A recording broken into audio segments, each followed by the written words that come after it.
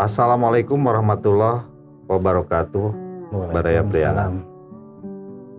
Pemerintah telah menetapkan status kemajuan dan kemandirian desa melalui Indeks Desa Membangun. Kemajuan dan kemandirian desa tersebut diukur oleh ketahanan sosial, ketahanan ekonomi, dan ketahanan ekologi.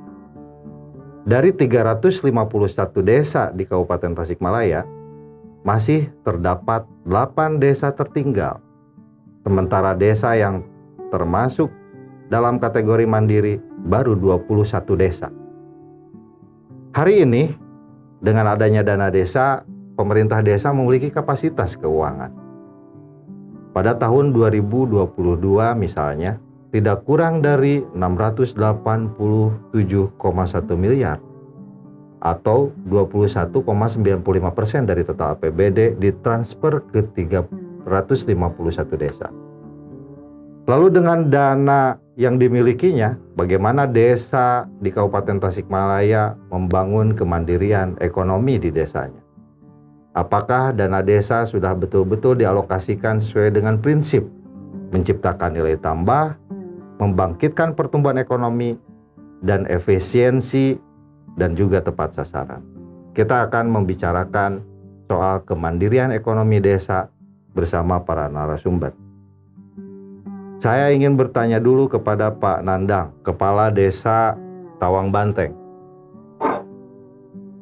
Bagaimana realitasnya, faktanya hari ini? Ini adalah bagaimana sektor pertanian ini harus tumbuh supaya ekonomi masyarakat ini, baik pemilik lahan atau buruh-buruh gitu ya, di buruh-buruh tani yang ada di wilayah Kabupaten Tasikmalaya ini bisa berdaya. Tapi misalnya ketika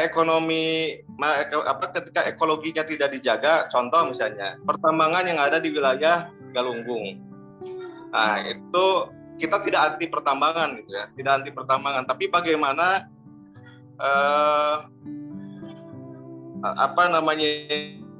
itu dampak dari pertambangan tersebut, terutama soal limbah.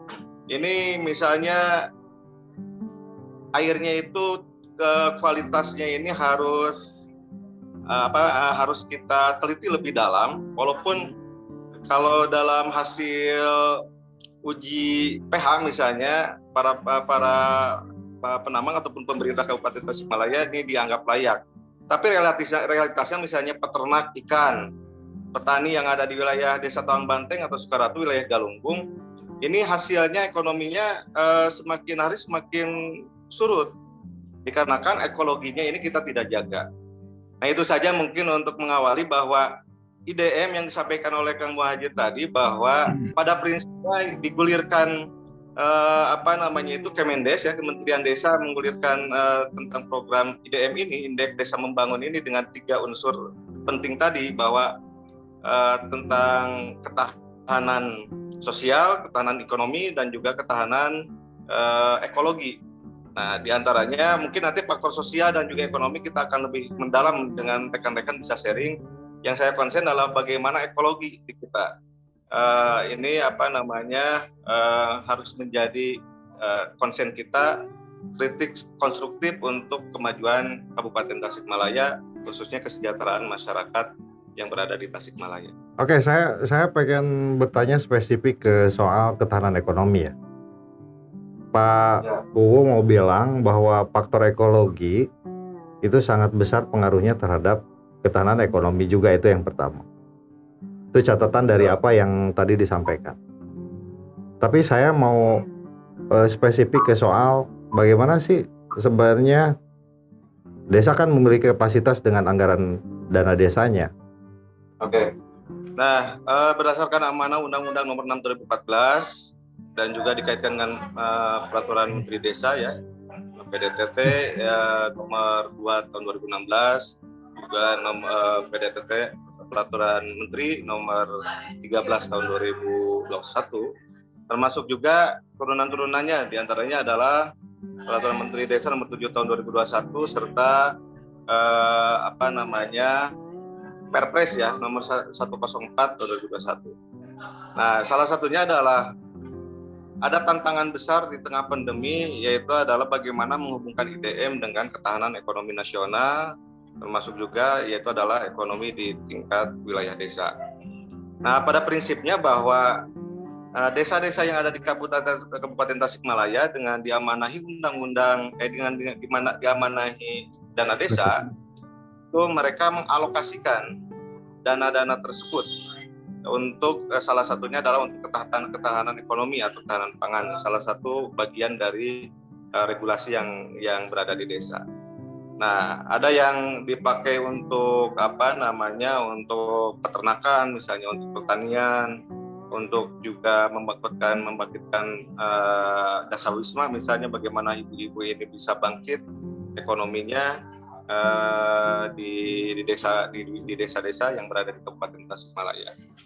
Nah, namun kalau kita mau lebih dalam lagi misalnya tentang makna bahwa dengan adanya otonomi daerah yang kemudian dengan adanya Undang-Undang Nomor 6 2014 adanya Undang-Undang Desa, harusnya itu desa itu lebih berdaulat. Tapi nyatanya bahwa banyak program-program yang masuk di desa melalui dana desa itu plottingnya terlalu ketat di kementerian. Nah, di antaranya misalnya kita mau coba berinovasi lebih luas, tapi ternyata kita dalam tanda kutip ya terkerangkeng misalnya dengan peraturan Presiden Nomor 104 tahun 2021. Ada beberapa item yang memang itu harus harus mengikuti aturan tersebut. Nah, sehingga kita tidak bisa berinovasi lebih luas. Nah, pada intinya bahwa dana desa yang masuk ke desa-desa untuk ketahanan pemulihan ekonomi nasional atau ketahanan ekonomi atau ketahanan pangan ini sudah berjalan gitu ya, terutama di 2021 adanya regulasi yang mengatur bahwa bagaimana ketahanan pangan itu harus menjadi konsen di desa. Tapi kalau dilihat dari komposisi, menurut saya gitu ya pribadi atau mungkin juga mewakili desa-desa, posnya ini masih sempit gitu ya. Seharusnya itu lebih diperluas. Karena supaya kita ini tidak hanya bicara tentang pembangunan infrastruktur atau fisik saja, tetapi lebih ke pemberdayaan, sehingga soal ekonomi masyarakat itu supaya lebih meningkat karena ekonominya. Baik. Itu mungkin salah. Ini soal ketahanan ekonomi ya, itu yang paling penting karena ketahanan ekonomi ini sangat terkait dengan persoalan-persoalan lain tentunya. Nah, tentu saja pemerintah kabupaten juga harus sinkron. Dia memiliki orientasi dan pengembangan yang jelas bagaimana membangun ketahanan ekonomi di desa-desa itu. Apakah menggunakan dana desa, mau menggunakan APBN ataupun menggunakan APBD, itu strategi, ya bukan masalah. Tapi masalah yang paling ini, Kang Nandang, kalau jujur-jujuran, apakah semua desa berpikir ketika membelanjakan dana desa itu dipandangnya sebagai sebuah investasi yang berpegang kepada beberapa prinsip tentunya.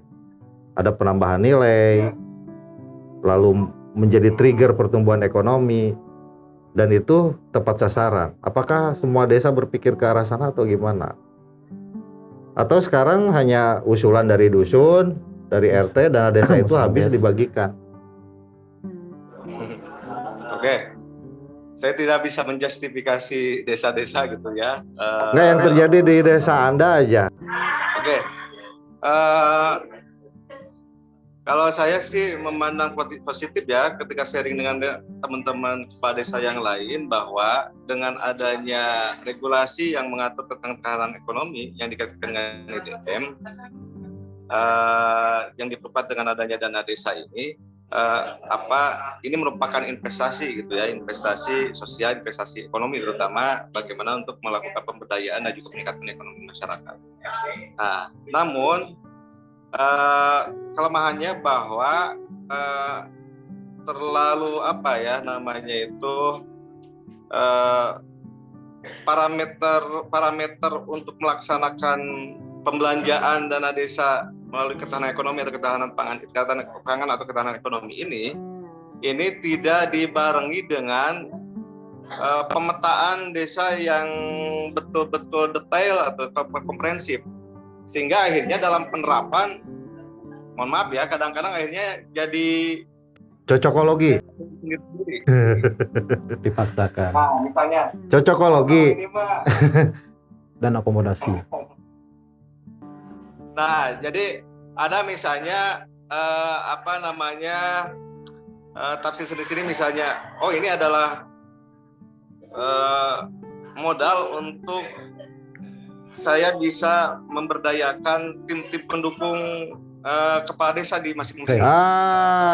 Ini jadi Akomodatif. persoalan tampaknya ya. Akomodatif kepentingan kepala desa. Pemetaannya akhirnya jadi yang tadinya ini adalah soal konsen kita dari ekonomi, akhirnya ada yang menarik ke politik, walaupun sah-sah saja gitu ya, walaupun sah-sah saja. Tapi kalau kita mau bicara tentang analisis yang mendalam, seharusnya ada sebuah kerangka acuan yang lebih mendalam, yang lebih komprehensif, itu yang lebih detail untuk penerapan itu. Nah, Saya pikir Kang Nandang, maaf saya potong. Saya pikir begini, ini terjadi di semua desa karena kepala desa itu dipilih, dia memiliki beban politik, ada hutang politik yang dijanjikan. Tapi kalau berpikir politis ansih kan bahaya, Kang, gitu ya. Dana desa, taruhlah ada uang 1 miliar. 1 miliar itu kalau dipakai prem investasi, itu diinvestasikan untuk apa? Kerangka dasarnya apa? Nilai pertumbuhan ekonominya seperti apa? Komoditas atau produksi apa yang mau dikembangkan? Tahapan investasinya seperti apa? Termasuk break even poinnya iraha gitu. Berpikir ke sana nggak? Rata-rata kepala desa, maaf ya. Saya dan teman-teman kepala desa berpikir ke sana gitu, bahwa ini adalah investasi. Tetapi karena kerangka acuannya ini grand design atau grand programnya ini tidak ada acuan yang lebih spesifik dan lebih komprehensif gitu, yang akhirnya punya tafsir sendiri-sendiri. Nah, yang saya ingin ini ke depan adalah bagaimana misalnya apa yang dilakukan oleh Kabupaten Tasikmalaya pada prinsipnya sudah baik lah ya. Cuman advokasi terhadap desa-desa, terutama tentang ketahanan ekonomi, harus menjadi lebih konsen kita. Karena gini, mungkin kamu ajar ya sama rekan-rekan. Desa ini diberikan dana misalnya, termasuk juga salah satunya dari dana desa tahun 2021 misalnya untuk ketahanan pangan atau untuk indeks di IDM itu adalah indeks ketahanan ekonomi. Nah, tapi yang menjadi persoalan mungkin ke depan kamu Haji dan rekan-rekan itu ahlinya ya gitu. Bagaimana kita bisa mengadvokasi desa-desa atau pemerintah desa tentang kekuatan fiskal desa. Nah, selama misalnya kekuatan tidak ada mainframe tentang fiskal desa, maka nanti setiap dana yang masuk ke desa itu dianggapnya itu selalu itu mah hibah lah gitu. Yang penting habis aja gitu. Nah, saya aja mungkin banyak teman-teman kepala desa yang lebih maju lah gitu ya. Tapi ketika kerangka acuannya ini tidak begitu detail dan mengikat, contohnya misalnya saya tahun 2020 untuk ketahanan ekonomi untuk pemberdayaan 9 kelompok perikanan ya. Tapi insya Allah mungkin tidak si kelompok perikanan ini tidak ada bumbu-bumbu politik gitu ya, Kang Anjir. Ini untuk berkaitan ekonomi. Nah, dari 9 kelompok ini kita coba didorong menjadi investasi bersama untuk menjadi dana bergulir. Misalnya kelompok A nanti hasilnya itu sebagian untuk pengelola, sebagian itu untuk menjadi investasi bersama supaya di kemudian hari gitu ya, setelah beberapa kali panen itu bisa menjadi membuat embrio baru atau kelompok baru untuk adanya perikanan untuk kelompok perikanan baru. Ada bisnis plan-nya nggak itu? Nah, justru Kang itu Nandang makanya investasikan untuk 9 kelompok itu taruhlah 900 juta ya, 100 jutaan. Ada bisnis plan-nya nggak? Target produksinya berapa ton? Teknologinya seperti apa yang diterapkan, lalu indikator peningkatan kesejahteraan masyarakatnya seperti apa, ada nggak? Ada, cuman ya kita masih masih sifatnya itu insidentil dan tradisional gitu ya. Oke. Ini harus Oke. harus ada. Oke. Ini bukan masalah Kang Nandang ini. Ya, ini bukan masalah Kang Nandang, ini bukan masalah kepala desa. Saya ingin beralih ke Bapeda sebagai garda terdepan dalam perencanaan. Taruhlah begini, ada anggaran 2 miliar masuk ke desa, gitu. Setiap tahun anggaran itu habis diserap sesuai dengan permintaan masyarakat di desanya. Lalu terjadilah cocokologi masuk ke dalam SIPD, usulan-usulan itu, usulan dusun ini dikategorikan bahwa ini untuk ekonomi, ini untuk infrastruktur, ini untuk apa. Padahal dananya itu hanya segitu-gitunya. Kalau misalkan kita berhitung 10 tahun Kang Asep, ya 2 miliar, 20 miliar ada nilai tambah terus. Iya, nggak ada nilai tambah kalau seperti ini terus. Itu seperti ngecat langit gitu ya. Jadi dananya hangus saja, tidak menjadi nilai investasi. Ternyata di desa sendiri itu tidak ada arahan yang jelas, keluasaan yang jelas atau asistensi lah dalam bentuk sebuah kajian, visibility bisnis gitu kan. Di Tawang Banteng mau bisnis ikan nih, ada nggak advokasi kesananya? Seperti apa Pak Asep dalam konteks sinkronisasi perencanaannya untuk membangun ketahanan ekonomi di desa ini, Bapeda? Mangga, intervensinya seperti apa? Sesuai dengan kebijakan pembangunan Kabupaten Tasikmalaya, khususnya yang untuk rencana jangka menengah yang kita tuangkan dalam RPJMD, kita memang sudah di sana sudah mengarahkan kepada bagaimana kita menjadikan desa sebagai pusat pertumbuhan ekonomi masyarakat. Dalam artian kita semua sudah sepakat pertumbuhan ekonomi itu harus berasal dari bawah, dari bottom up, kemudian terjadi penguatan di situ, penguatan ekonomi di desa, dan akhirnya pada untuk penguatan ekonomi kabupaten atau regional. Jadi di dalam RPJMD sendiri pada misi ketiga kita sudah menetapkan untuk mewujudkan masyarakat yang kesejahteraan masyarakat itu melalui suatu penguatan desa sebagai pusat pertumbuhan ekonomi. Kemudian apa langkah-langkah mungkin yang diambil untuk penyebaran hal tersebut? Ada langkah penguatan partisipasi masyarakat, kemudian juga ada peningkatan untuk produksi pertanian, kemudian kelembagaan ekonomi masyarakat, dan juga kemudian ada juga peningkatan SDM masyarakat di desa itu. Kemudian juga kita kembali ke indikator ketahanan ekonomi, bahwa di sana itu ada beberapa dimensi ekonomi yang harus di-push agar IDM kita bisa secara kabupaten itu bisa meningkat. Di antaranya pertama kan memang terkait masalah keragaman produksi pertanian, kemudian produksi lokal masyarakat lainnya, apa itu UMKM, kemudian juga industri rumah tangga dan sebagainya.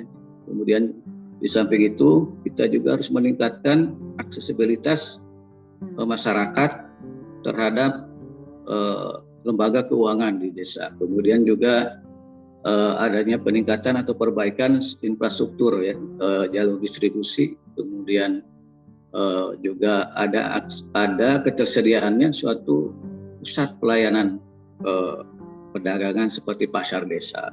Itu barangkali nanti yang akan dipush oleh pemerintah daerah melalui berbagai program di beberapa perangkat daerah. Khususnya kemudian tadi di masalah perikanan, nanti ada program mungkin dari perikanan untuk pemberdayaan masyarakat perikanan, kemudian juga ada untuk perbaikan jalur distribusi di desa, ada juga ada pengamanan jalan desa ataupun pengamanan jalan usaha tani, jalan produksi di pertanian. Itu sekarang menjadi concern kita melalui perbaikan infrastruktur di pedesaan. Kemudian selanjutnya bahwa sebagaimana disampaikan tadi oleh rekan kita dari Tawang Banteng, jadi secara perspektif pangan ya, pertanian pangan, memang ekonomi kita pada waktu pandemi khusus untuk produksi pertanian itu kita masih bisa bertahan dari hantaman pandemi, kemudian produksi dan itu masih berjalan. Hanya saja mungkin dari sisi ekonomi kita dengan untuk meningkatkan ketahanan pangan itu kita harus lebih meningkatkan dari sisi kita harus menjadi sumber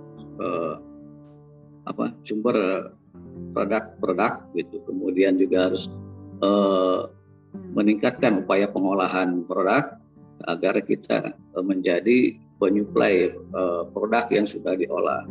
Kemudian juga ada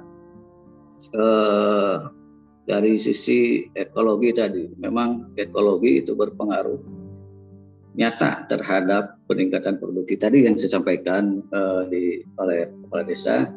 Itu kenapa ekologi mempengaruhi produksi perikanan barangkali tadi, itu contohnya Pak. Kemudian kita juga konsen bagaimana ada upaya peningkatan nilai tambah dari produk-produk yang dihasilkan oleh masyarakat, sehingga dalam prosesnya nanti produk-produk tersebut bisa menjadi unggulan di desa yang bisa menambahkan penghasilan masyarakat. Kemudian selain produk pertanian itu, sekarang yang lagi booming kan di pariwisata, Pak. Ada desa wisata itu juga merupakan salah satu sumber yang sangat signifikan ini dalam meningkatkan perekonomian desa. Di situ pengembangan desa pariwisata juga sekarang juga menjadi concern dari pemerintah daerah, bagaimana memanfaatkan peluang lagi boomingnya wisata desa. Barangkali itu sementara Pak Muhadjir. Baik Pak Asep. Pak Asep sangat normatif sekali ya tadi menjelaskan. Oke, saya mau bergeser ke lawmaker nih, ke para pembuat kebijakan, para pembuat hukum. Pak Haris Somantri, Pak Haris, bagaimana melihatnya? Ya, terima kasih Pak Muhadjir. Alhamdulillah hari ini saya bisa ketemu dan bisa berdiskusi. Apalagi ini temanya kaitan menyangkut masalah desa. Sebetulnya saya juga ingin hal ini sangat luar biasa dan saya juga sangat bahagia karena persoalan ini sebetulnya persoalan kita bersama kan gitu ya. Tadi disampaikan oleh Pak Muhadjir bahwa saya itu juga ya sebagai mantan kepala desa. Dulu pada saat menjadi kepala desa kan itu, saya pernah juga berjuang kepada pemerintah pusat karena memang pada saat waktu saya jadi kepala desa itu betul-betul desa itu termarginalkan, Pak Muhadjir. Belum ada dana desa ya? Iya, belum ada dana desa waktu itu kan gitu ya. Nah, sementara ini kan ukurannya Indonesia maju ya, yang menjadi ukurannya itu adalah desa dulu yang maju kan. Desa maju baru Indonesia maju kan gitu ya. Desa maju Kabupaten Tasik juga maju dan desa maju Provinsi Jawa Barat pun juga maju. Barangkali itu. Nah, semenjak pada saat itu berjuang kaitan menyangkut masalah bagaimana kita menuntut kepada pemerintah pusat agar minta bagian lah. Jangan kalau di APBN itu kan ada kementerian-kementerian sampaikan di pendidikan dan sebagainya persentasenya lumayan cukup tinggi. Ada yang 20%, ada yang lebih dari 20% kan gitu ya peruntukannya. Jadi jelas pembedanya ke bawah. Nah, sementara selama itu desa-desa itu nggak pernah ada. Nah, makanya kami pada situ bersama rekan-rekan memohon kepada pemerintah pusat agar diperhatikan karena Indonesia ini tidak akan disebut Indonesia kalau tidak ada desa kan gitu ya. Nah itu. Nah setelah kami berjuang bersama-sama, memang pada saat ini juga agak kaku sebetulnya kaitan menyangkut masalah pembangunan desa. Apalagi berbicara soal indeks pembangunan desa.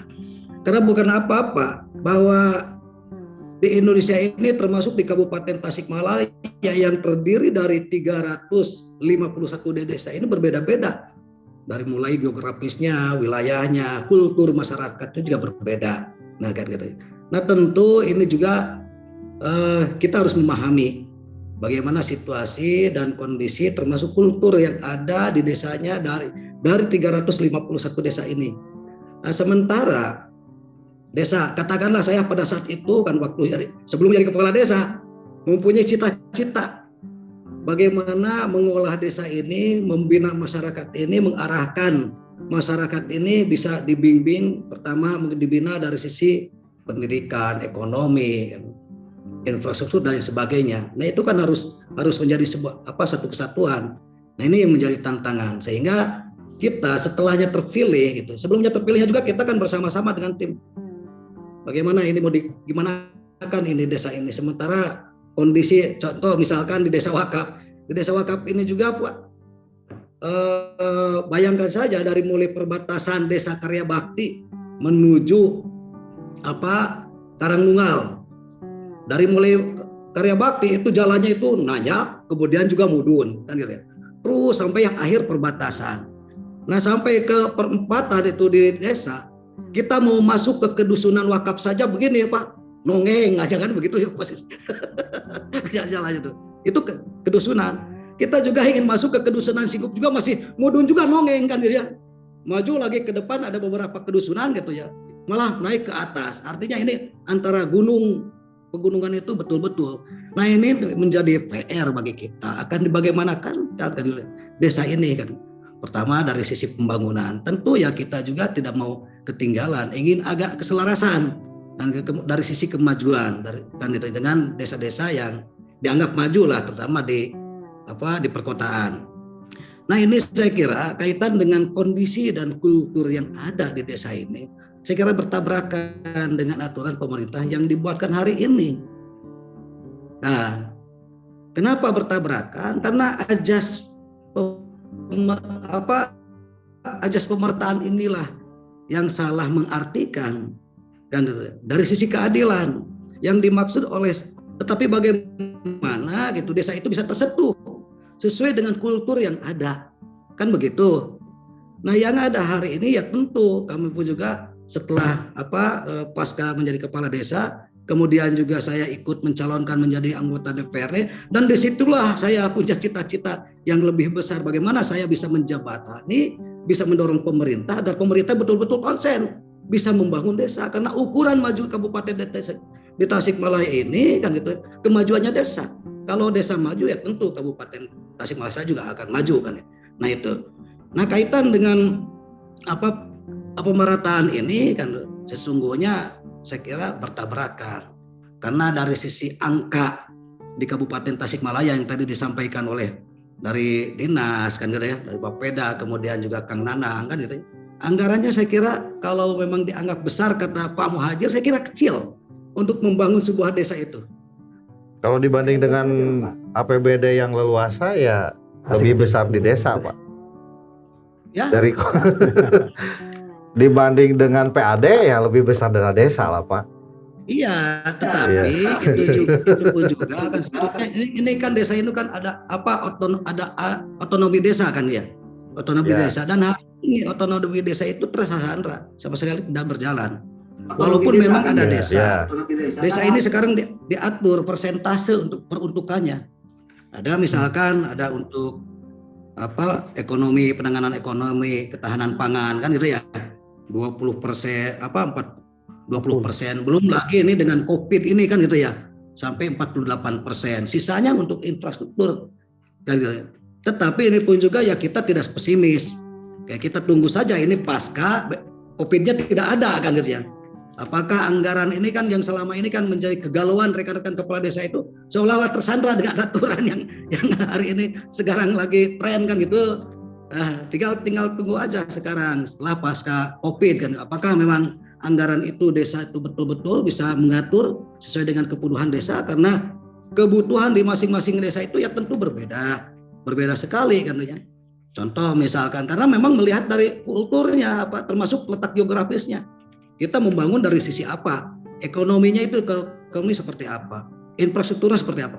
Di wakaf ini kan Pak Muhajir Kauninga kan masuk gunung sisi jalan itu sama aja pegunung, bagaimana kita mau menata daerah desa ini kan gitu ya. Belum lagi kaitan menyangkut masalah ekonomi di sampingnya infrastruktur. Nah maka dengan kondisi sekarang ini terus terang saja ini perlu ada turun tangan pemerintah kabupaten. Kebetulan nih ada rekan saya nih juga di Bapemperda nih, Pak Asep kan.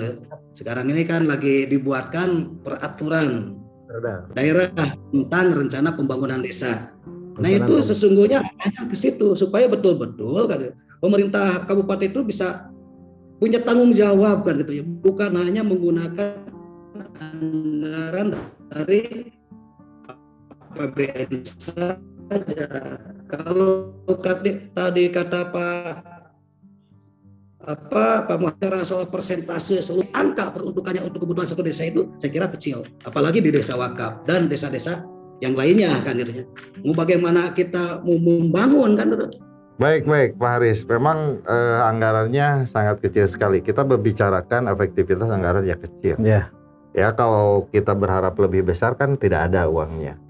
Jadi konteks dalam pembicaraan hari ini adalah bagaimana anggaran yang kecil itu tepat sasaran, optimal, target penambahan nilainya ada, target pertumbuhan ada, trigger pertumbuhan ekonominya ada, lalu efektif tepat sasaran. Oke, Komisi 4. Ya. Ngomong-ngomong sekarang lagi bikin perda tentang perencanaan pembangunan desa. Kalau aku sih spesifik aja ke ekonomi gitu. Ya. Mungkin gini, saya sebelum masuk ke regulasi ya, yang salah satu ikhtiar dan kebutuhan yang ada di kabupaten, mungkin gini, kita bicara makro dulu, bahwa kalau kita bicara masalah kemajuan desa, kemandirian desa dalam artian dalam tatanan ekonomi, gitu, dalam tatanan ekonomi, satu kita sepakat, desa itu emang harus mandiri, berdaulat. Dia harus paham outlook tentang dirinya sendiri itu seperti apa. Jadi segala potensinya itu harus terangkum, terimajiner dan itu tergambarkan dalam visi desa itu. Dan ini harus ditopang oleh leadership ataupun kepala desa yang paham tentang itu. Artinya itu yang kekuatan pertama. Core-nya di situ dulu. Jadi desa paling tidak kebutuhannya itu dulu. Jadi paham, visinya jelas, dia mampu membaca apa yang jadi potensi di desanya. Kalau kita bicara masalah ketahanan ekonomi, jadi potensi-potensi ekonomi yang ada di desa itu apa? Ya, itu yang pertama. Tapi desa emang tidak bisa berdiri sendiri, gitu. Dia dengan segala kekuatannya, karena kita yakin dari dulu sebetulnya desa itu berdaulat.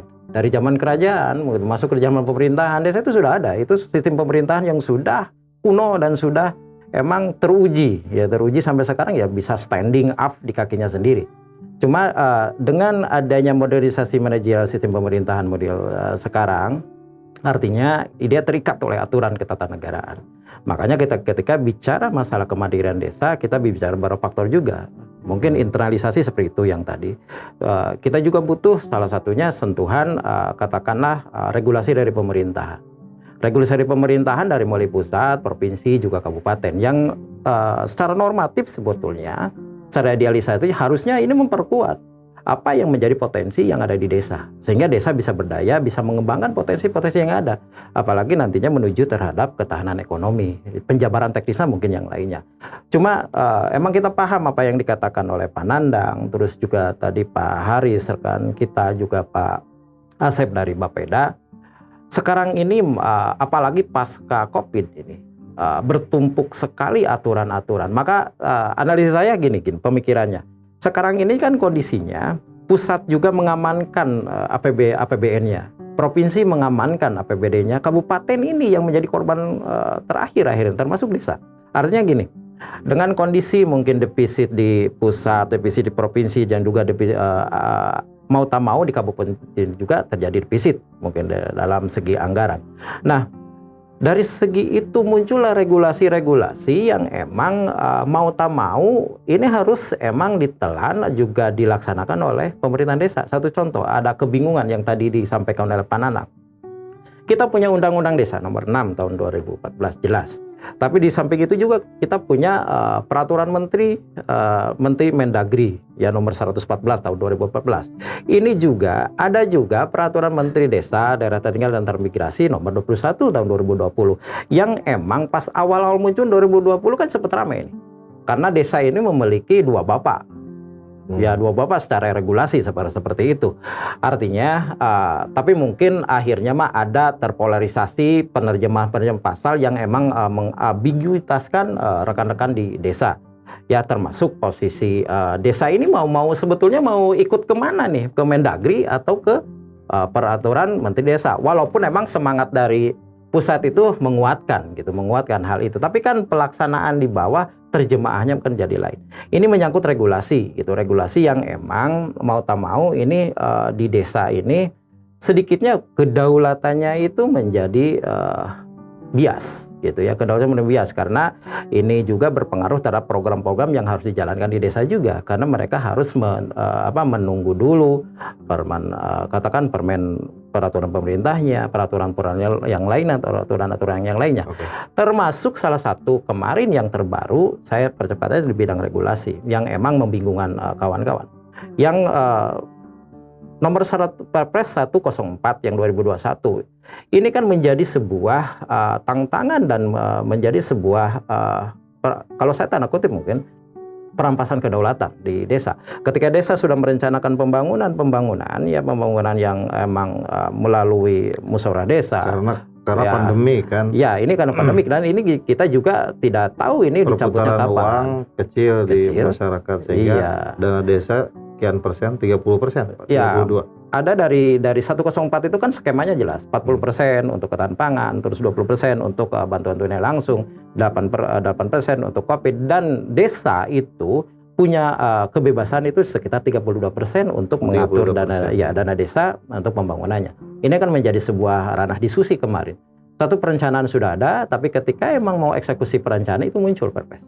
Nah, ini mungkin kalau sekarang masalah regulasi yang kita lihat bahwa perlu ada regulasi yang sebetulnya harusnya ini emang mendukung dan mengakomodir emang ranah-ranah kedaulatan pembangunan arah desa yang sudah direncanakan. Oke, berarti sekarang realitasnya 68% anggaran tuh tidak untuk kegiatan produktif ekonomi. Iya, yang hanya 32%. 32%. Dan itu pun belum tentu belum ekonomi. Yang ini kalau situasi sekarang ya mudah-mudahan ke depannya kedepannya normal ya Pak Iya, Asep. Betul. Nah, dari perencanaan yang tadi, targetnya apa sih?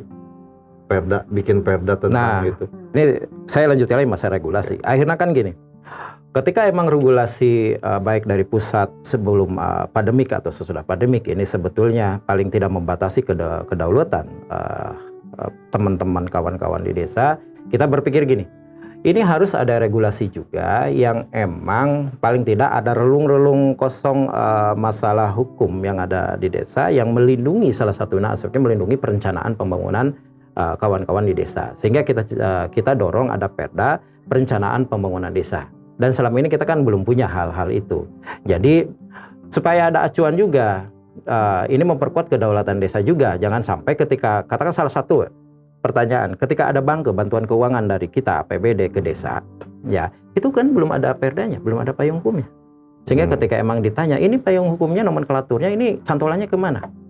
Nah, tapi ketika ada Perda Perencanaan Pembangunan Desa yang dikaitkan dengan Perda nomor 4 tahun 2010 kalau nggak salah yang dibuat oleh Kabupaten Perencanaan Pembangunan Daerah Kabupaten Tasikmalaya, ini kan nantinya sinkron. Jadi seperti itu. Kita ikhtiarnya bahwa dengan Perda ini juga nanti ada cantolan hukum, regulasi yang berjenjang gitu. Yang berjenjang. Saya nggak berharap juga kalau Perda itu nanti Pak Asep hanya sebatas faktanya cocokologi. Iya. Jadi belanja untuk semen dicocokkan untuk pembangunan infrastruktur. Belanja untuk apa gitu dicocok. Saya nggak berharap seperti itu. Maksudnya gini, kayak yang terjadi di desa Tawang Banteng tadi. Dia kan ada keinginan untuk investasi di bidang perikanan. Gitu. Nah, tapi dia nggak punya target. Berapa ton yang akan dihasilkan, berapa pertumbuhannya. Berapa efek ekonominya, berapa jadi trigger lah dan nilai tambah. Apakah masuk ke substansi pengaturan itu?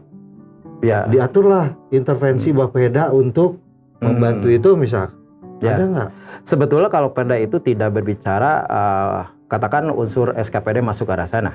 Jadi gini, semangatnya hampir sama di Undang-Undang Nomor 6, terus juga di PP 43 juga kita di Perda itu juga kan paling tidak ada 3 besar sebetulnya kalau kita berbicara masalah perencanaan pembangunan di desa. 1 masalah perencanaan, 2 pelaksanaan dan pengawasan.